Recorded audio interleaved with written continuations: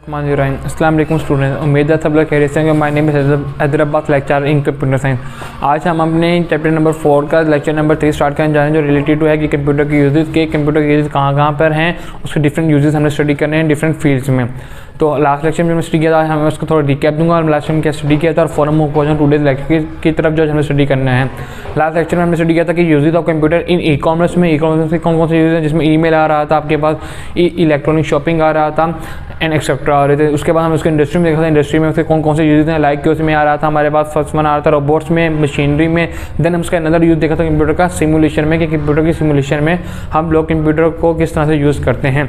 आज का टॉपिक जो है हमारा रिलेटेड है कि कंप्यूटर के यूज से रिलेटेड ही है इन मेडिकल फील्ड के। मेडिकल फील्ड में कंप्यूटर का कौन कौन सा यूज़ है। आजकल जैसे कि इनोवेशंस आती जा रही हैं, जैसे जैसे तरक्की करती जा रही है, जैसे कि ग्रोथ बढ़ती जा रही है, तो हम लोग ये कर रहे हैं हर जगह पे कंप्यूटर को यूज़ कर रहे हैं। हमारी बेसिक सी नीड बन गया है कंप्यूटर को यूज़ करना। तो अब हमने अपनी मेडिकल की फील्ड में भी कंप्यूटर को बहुत ज़्यादा यूज़ करना स्टार्ट कर दिया है। With the help of computer हम बहुत सारे ऐसे ट्रीटमेंट होते हैं जो हम लोग विद हेल्प ऑफ कंप्यूटर करते हैं। कंप्यूटर की मदद से ये हम उसको देखते हैं और उसको करते हैं, उसको सॉल्व करते हैं।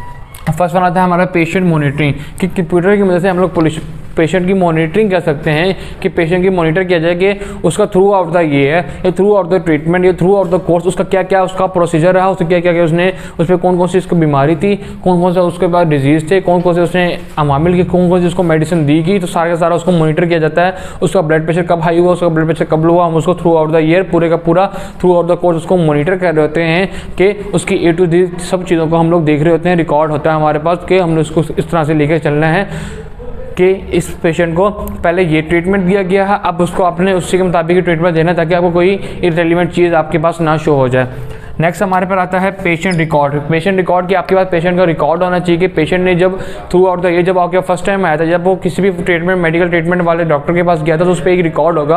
अब जैसे कि बरतानिया में UK में एक लॉ है कि जब भी कोई पेशेंट आता है तो उसका वो रिकॉर्ड एक सेंट्रलाइज डेटा पे, जैसे कि हमारा नादरा वहाँ पे उसको अपलोड करते हैं, ताकि अगर वो पेशेंट किसी भी इमरजेंसी की सूरत में उसको कोई ट्रीटमेंट देना पड़े, किसी भी इमरजेंसी की सूरत में अगर उसको ट्रीटमेंट देना पड़े, तो वो लोग क्या करेंगे, उसका रिकॉर्ड देखेंगे कि प्रीवियसली उसको कौन कौन सी मेडिसिन दी गई, उसका कौन कौन सा ट्रीटमेंट दिया गया, किसी डॉक्टर के पास वो गया, तो उसकी मदद से उसके प्रीवियसली रिकॉर्ड को देखते हुए वो उसको फंक्शनिंग करेंगे। देन उसी के मुताबिक उसको ट्रीट करेंगे, ताकि उसको इररिलेवेंट ट्रीटमेट ना दिया गया, ताकि उसको ज़्यादा से ज़्यादा तकलीफ से बचाया जा सके। With the help of computer हमें क्या हुआ, उसके रिकॉर्ड से हमें पता चल गया कि इस ट्रीटमेंट को, इस मेडिसिन को, इस पेशेंट को इस मेडिसिन की ज़रूरत है, हम उसको वही प्रोवाइड करते हैं। नेक्स्ट डायग्नोज, कि हम लोग डिफरेंट डिजीज़ को डायग्नोज करने के लिए कंप्यूटर को यूज़ करते हैं। डिफरेंट डिजीज़ को सॉल्व करने के लिए, उनकी ट्रीटमेंट के लिए भी हम लोग कंप्यूटर को यूज़ करते हैं। लाइक थायरोग्राइड्स के लिए भी हम लोग, अल्ट्रासाउंड के लिए भी हम लोग क्या करते हैं, डिफरेंट इंस्ट्रूमेंट के लिए, डिफरेंट डिजीज़ के लिए हम लोग क्या करते हैं, कंप्यूटर को यूज़ करते हैं। With the help of computer हमें ये बहुत हेल्प आउट हो जाती है, हमें मदद मिल जाती है, हम इजीली उनको सॉल्व करें और उनको डिटेक्ट करके उनका ट्रीटमेंट फाइंड कर सकें और उनकी ट्रीटमेंट इधर मूव कर सकें। नेक्स्ट अनदर यूज़ है कंप्यूटर का एयरलाइन सिस्टम में, कि आप एयरलाइन सिस्टम में किस तरह से यूज़ कर रहे हैं, कि आपको टोटली अब सब कुछ हो रहा है वो कंप्यूटर बेस पे हो रहा है, तो आप कंप्यूटर बेसली आप उसे अपनी एयरलाइंस को कंट्रोल करते हैं, उनको बताते हैं कि ये वाला रूट आपके लिए फ्रीली है, आप इसको यूज़ कर सकते हैं, ये रूट आपके लिए फ्री नहीं है, यहाँ का इस सिटी का ये मौसम इस तरह से है, तो आपने यहाँ से नहीं गुजरना, या आपका जो आपका प्रोसेस होता है कि आपने इस लैंड पे, इस एयरपोर्ट पे लैंड करना है या नहीं करना, सब कुछ हम लोग डीलिंग कर रहे होते हैं अपने कंप्यूटर। जस्ट वन क्लिक पे हम लोग अपनी इन्फॉर्मेशन को सेंड कर रहे होते हैं और रिसीव कर रहे होते हैं, ताकि हमारी कम्युनिकेशन स्ट्रॉन्ग हो। कम्युनिकेशन स्ट्रॉन्ग हो गई तो आपकी जो एयरलाइन है वो भी स्ट्रॉन्ग होगी, देन उसमें कोई जो मिसअप होने के चांसेस होंगे वो बहुत कम से कम हो जाएंगे। नेक्स्ट है एजुकेशन में, कि एजुकेशन में कंप्यूटर का बहुत ज़्यादा यूज़ हो गया है, कि अब जैसे कोविड के दौरान हम लोगों ने जो ऑनलाइन क्लासेस ली हैं वो वीडियो कॉन्फ्रेंसिंग के जरिए ही ली थी हम लोगों ने, कि हमने फेस टू फेस हमने घर बैठे ही जो क्लासेस ली थी वो वीडियो कॉन्फ्रेंसिंग के थे। वो किससे हो रही थी, with the help of a computer. तो वो किससे हो रही थी, कोई ना कोई ऐप था, तो वो क्या हो रहा था, वो कंप्यूटर के जरिए ही बनाया गया था और कंप्यूटर से यूज़ से हम लोग उसको चला रहे थे, सब कुछ उसके जरिए हुआ था। नेक्स्ट इसमें एक चीज़ आती है कंप्यूटर एडेड लर्निंग कैल, कि कंप्यूटर एडेड लर्निंग होती है कि आपने कंप्यूटर को यूज़ करते हुए लर्निंग करनी है। कि एक ही होता है कि लेक्चर मैंने ड्रा किया, क्लास एंड होगी तो लेक्चर रिमूव हो गया, हम उसको रेस करते हैं, तो लेक्चर जब मैंने दोबारा वही लेक्चर किसी और क्लास को देना होगा तो मैं उसको दोबारा ड्रा करूँगा, बार बार उसको ड्रा करके समझाना पड़ेगा। तो इस तरह से कंप्यूटर एडेड लर्निंग से क्या हो गया कि मैंने एक डॉक्यूमेंट बना लिया, मैंने अपनी स्लाइड्स बना ली, मैंने अपनी एक फाइल बना ली। With the help of this file जब भी मैंने वो लेक्चर देना होगा मैं उन स्लाइड्स को ओपन कर लूँगा और उनको लेक्चर्स दे दूँगा स्टूडेंट्स को, ताकि उनको मेरी बार बार मेहनत से मुझे बचाया जा सके। मेरा काम बहुत आसान हो गया with the help of computer. मैंने जस्ट वन क्लिक किया और मेरा लेक्चर वही बैकअप आ जाएगा। बट इन द पास्ट क्या होता था, जब भी आपने लेक्चर डिलीवर डिलीवर करना होता है तो दोबारा आपको रिकन्स्ट्रक्ट करना पड़ता है, रीस्केच करना पड़ता है, ताकि लोगों को इजीली समझाया जा सके with the help of sketch से।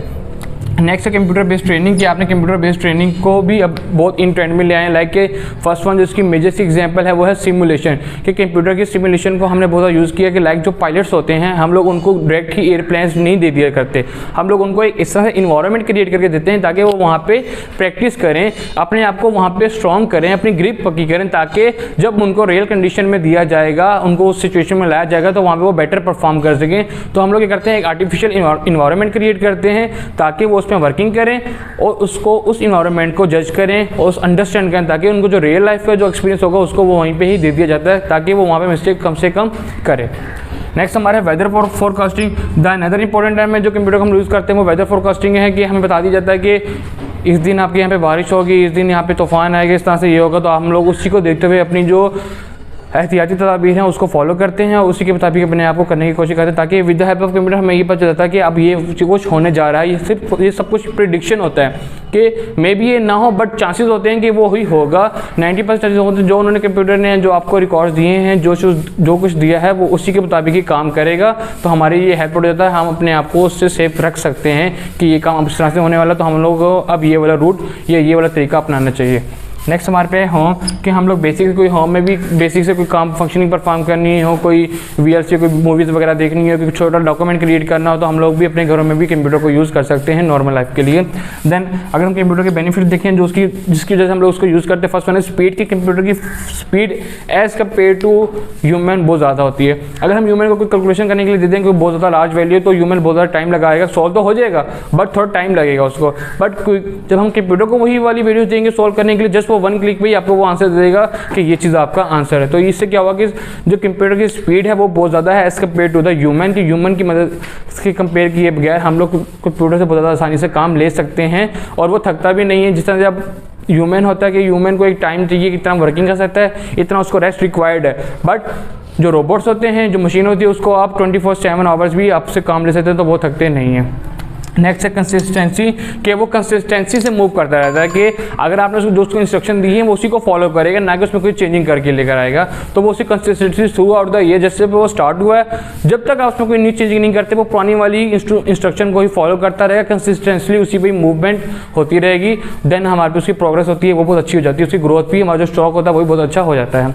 नेक्स्ट है प्रीशियस होता है, कि आपकी जो माइनर सी मिस्टेक्स होती हैं ना वो भी बहुत कम होती है। अब जो ह्यूमन अगर कोई काम करेगा, ह्यूमन कोई प्रोडक्ट बनाता है, तो मे भी पॉसिबल है कि उसमें कोई मिस्टेक हो जाए, कि सम हाउ कोई एरर की, कोई मेजरमेंट की कोई मिस्टेक हो जाए, वो -0.00 मीटर की हो सकती है, क्योंकि वो इतना निग्लिजेबल होता है। बट जब हम उसको रोबोट्स में डीलिंग कर रहे थे, तो रोबोट 0.01 मीटर को भी या 1 सेंटीमीटर को भी वो डील कर रहा होता है बिल्कुल एक्यूरेटली। जो आपने उसको डायमेंशन दी हैं वो उसी डायमेंशन के अकॉर्डिंगली आपको वर्क कर रहा होगा, आपकी फंक्शनिंग को परफॉर्म कर रहा होगा, आपकी प्रोडक्ट बिल्कुल उसी जो आपने इंस्ट्रक्शन दी है उसी क्राइटेरिया पे ही आपकी जो प्रोडक्ट्स होंगी वो बनी हुई होंगी, बिल्ड हुई होंगी। रिलायबिलिटी, अब अनदर इंपॉर्टेंट जो इसकी टर्म है कंप्यूटर की वो है रिलायबिलिटी, कि हम इस पर रिलाई करते हैं, हमें इस पर यकीन है कि जो काम करेगा वो सही करेगा। इसकी अगर हम कॉमन से एग्जांपल लेंगे तो ATM मशीन की, जब ATM से कोई मनी विदड्रॉ करवाते हैं तो हमें बगैर काउंट किए हुए पॉकेट वो पैसे जो मनी होती है वो हम अपनी पॉकेट में रख लेते हैं, क्योंकि हमें यकीन है जितनी हम लोग इंस्ट्रक्शन देंगे उतने पैसे ही हमें सेंड करेगा या इतने पैसे हमें विदड्रॉ करके देगा, ना कि ज़्यादा देगा ना कि कम देगा। तो इससे क्या हुआ, हम उस पर रिलाई करते हैं, हमें उस पर यकीन है कि हमें जो इंस्ट्रक्शन हमने इसको दिए ये उस अकॉर्डिंगली उसी के मुताबिक ही वर्क करेगा। आज के लेक्चर का आपको रिकैप देता हूँ। हमने क्या क्या स्टडी किया। फर्स्ट वन हमने देखा कि use of computer in medical field की, मेडिकल फील्ड में इसके कौन कौन से, फर्स्ट वन आता है पेशेंट की मॉनिटरिंग, कि आपने पेशेंट की मॉनिटरिंग में हम लोग इसको यूज़ करते हैं। पेशेंट के रिकॉर्ड के जो रिकॉर्ड होता है थ्रू आउट द लाइफ, के जब से वो पैदा हुआ जब तक उसने कौन कौन सी डॉक्टर्स के पास गया, क्या क्या ट्रीटमेंट उसने लिए, सब कुछ रिकॉर्ड उसके पास अवेलेबल होता है। डायग्नोज करने के लिए हम लोग डिफरेंट डिजीज़ को डायग्नोज करने के लिए भी इस कंप्यूटर को यूज़ करते हैं और डिफरेंट डिजीज़ का ट्रीटमेंट करने के लिए भी हम लोग कंप्यूटर को यूज़ करते हैं। नेक्स्ट हमारे पे एयरलाइन सिस्टम के, हम लोग एयरलाइन सिस्टम में भी कंप्यूटर को यूज़ करते हैं। नेक्स्ट हमारे पे एजुकेशन सिस्टम में भी हम लोग कंप्यूटर को यूज़ करते हैं फॉर लर्निंग प्रोसेस के लिए और फॉर ट्रेनिंग प्रोसेस के लिए। देन वेदर फोरकास्टिंग के अनदर इंपॉर्टेंट टर्म है कि इसकी हम लोग वेदर फोरकास्ट कर सकते हैं कि आगे हम आने वाली मुश्किल से बच सकें। नेक्स्ट होम में भी हम डेली लाइफ में भी कंप्यूटर को यूज़ कर सकते हैं।